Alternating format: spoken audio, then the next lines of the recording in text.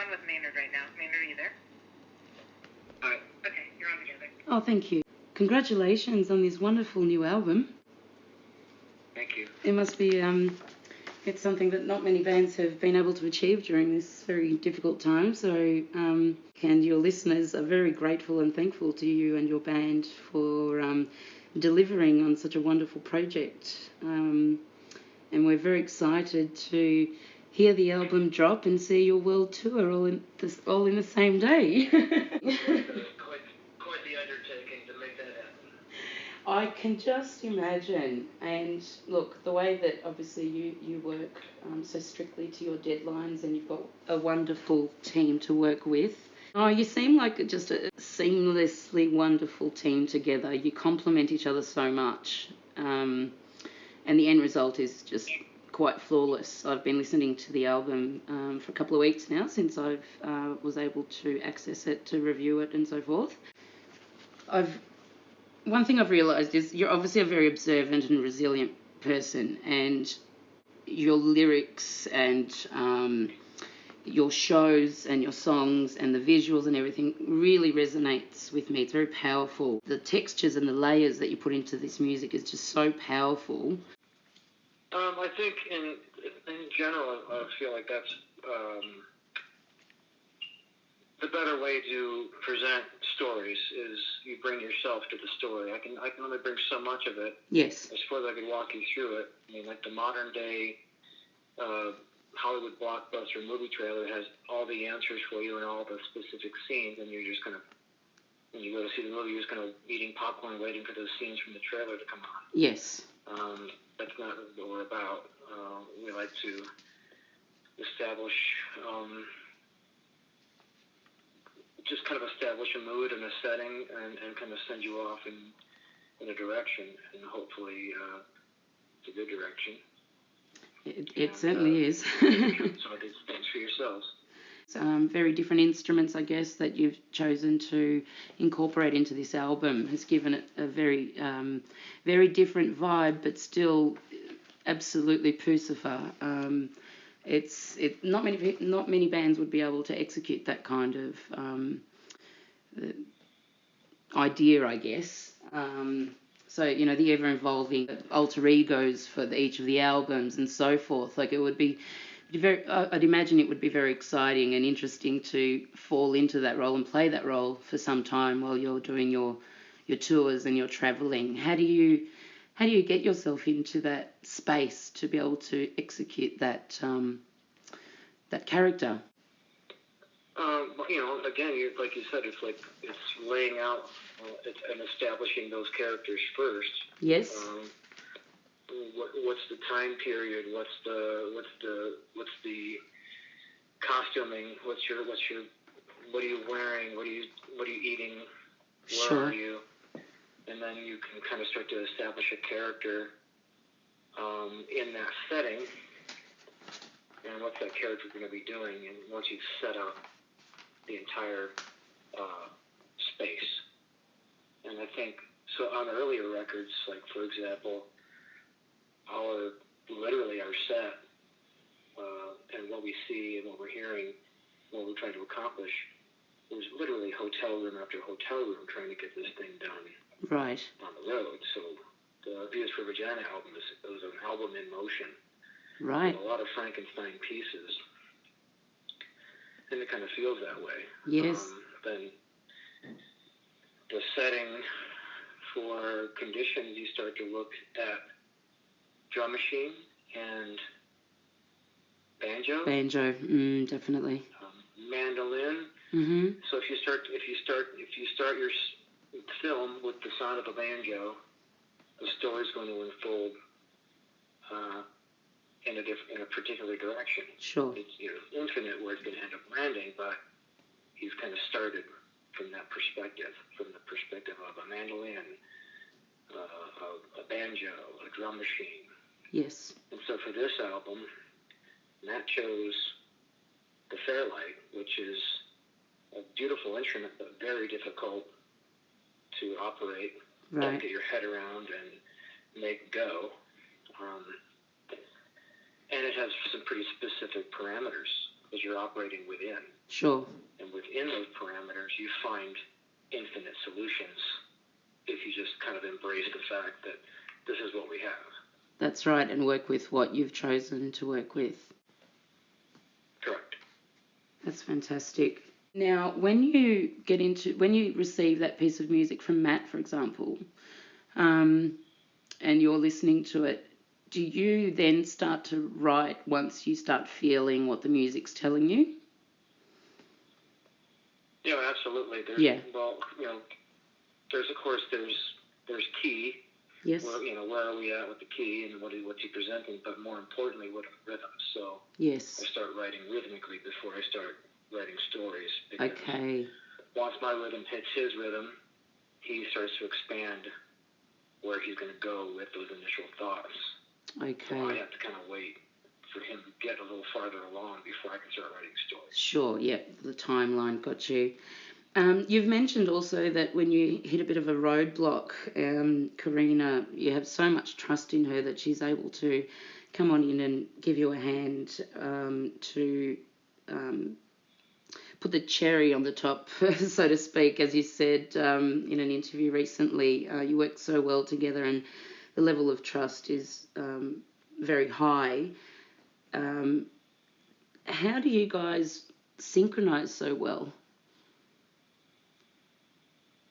I think it all comes down to listening. We're all very good at listening. We have our own ideas. Yes. But we're good at listening to what's there and making sure that we take it in an enhancing direction rather than, stomping all over where it's going to go. Sure. So that's kind of, she does, because, I'm in the middle of it. I'm trying to figure out rhythmic puzzles. Yes. Never mind lyrical puzzles yet. So when I paint myself into a music corner, Karina's been able to sit back and kind of witness this madness happen, and then she can kind of have more of a perspective on it and go, you missed, there's a couple of spots you need back up here. That's where you went right when you should have gone left. Got you. And I was talking to Karina the other day. I had a quick interview with her, and we were talking about the community around us and during these COVID times and how important music is to keep us connected with others and keep us somewhat fulfilled in our souls if people don't have things that they can do at the moment, depending on where they're located. My life hasn't changed much because I live and work on a farm. So my experience at the moment, really, my life hasn't changed very much due to COVID because of where I am.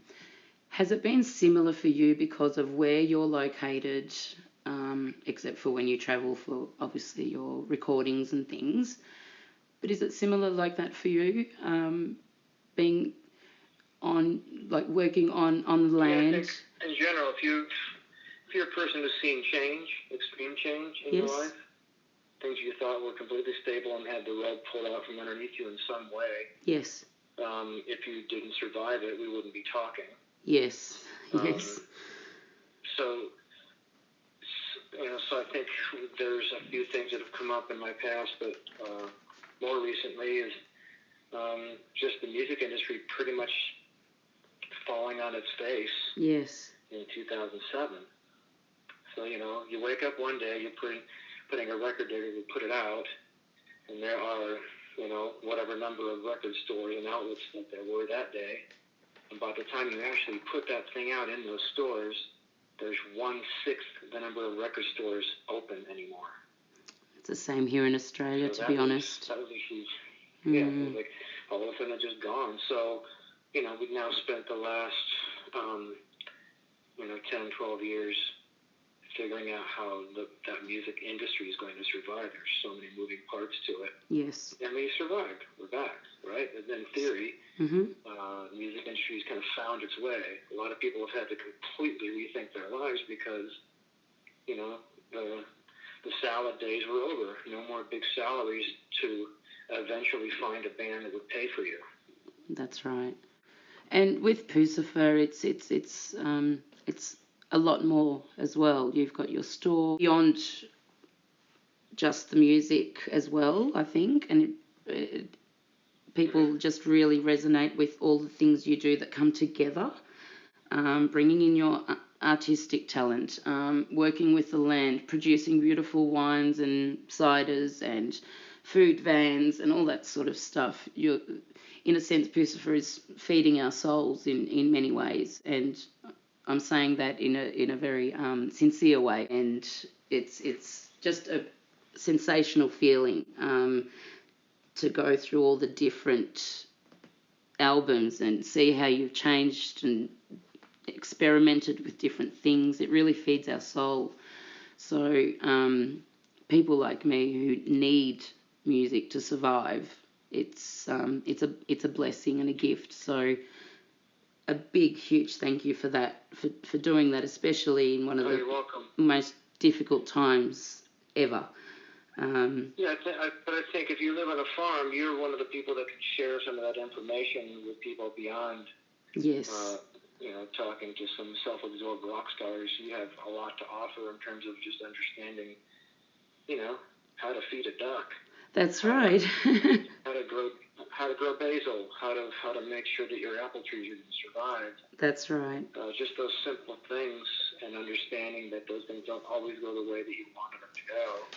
Definitely not. I just feel like people who have reconnected, figured out how to do community gardens, that have touched with those things, I feel like they were a little less affected by the lockdown. I think so too. I really feel that, and there's a sense of I don't know if the word is worth, or just happy to be able to provide for our community during this time has been wonderful. And Karina was just saying that being in LA is the absolute opposite to that, and what she heard about the way that I lived, she was like, that sounds wonderful. And seems like you're doing all of that while you're still pursuing your creative endeavours and executing them so brilliantly with all your projects. So that's a real hats off to you, because, well, to the band, to you, to your community, everyone that you're helping. I just wanted to make that really clear to our listeners, basically, that hopefully your listeners will pick up a shovel and get their hands dirty and try to figure out how to do some of those things for themselves, because once you've figured out a piece of it, there'll be a significant portion of them that will go deeper and figure out how to do that for their friends as well. It's funny. Sunshine and water, right? Yeah, it is. I've hired a few friends to come up and do a little bit of work, like on weekends, and they leave here saying, I can't wait to come back, and I'm thinking about doing the move. And I think that's a really... Yeah, hopefully. Yeah, it's a really healthy way to think, when you can start to see that there is so much out there in life that we can do, even during this lockdown. I just think it's great that you've been able to record this while you've been unwell, which is another thing I just quickly wanted to ask you. Are you feeling any better? Oh yeah, I just have the coughing fits every now and then, and my wrists are still healing, but... The wrists are still sore? Good. Okay. Yeah, so to be able to do that while you're so unwell is quite amazing. And to then put together with your band and your team the streaming live show. Was that hard to execute or to put together? Say again? Sorry, I missed that. Sorry, it's a bit of a bad line. How difficult or how challenging or how exciting was it to put together this streamed show for the release of the album? It was a lot of work. The desert is not forgiving. Yes. So to work in that environment, in the hot sun, in the cold night, amongst the concrete and the critters. Oh, yes. It was not an easy task, and to have so many moving parts to try to pull it off. Of course. I'm pretty confident we pulled it off. Very, very excited about tomorrow. I'm making a day of it. So after this live stream, let's just assume there's some kind of opportunity to do some touring. Would that be on the cards? I think, we have some things penciled in already for 21, provided touring is legal and available. So Okay. we are planning on going out, for sure. Fantastic. Well, hopefully Okay, you get to... Hopefully you get to sorry to send... interrupt. Oh, sorry. No, I just wanted to let you know that we're out of time, but Oh, if you want okay. to ask a final question. Okay. My final statement would be just thank you so much for your time, Maynard. Thank you to all your team. Really appreciate what you've achieved in this really stressful time, and people like me and all your listeners and followers are very grateful. So thank you so much. Thank you for listening. Appreciate it. Most welcome. And we look forward to seeing you here soon. Excellent. Ciao. Ciao. Bye-bye.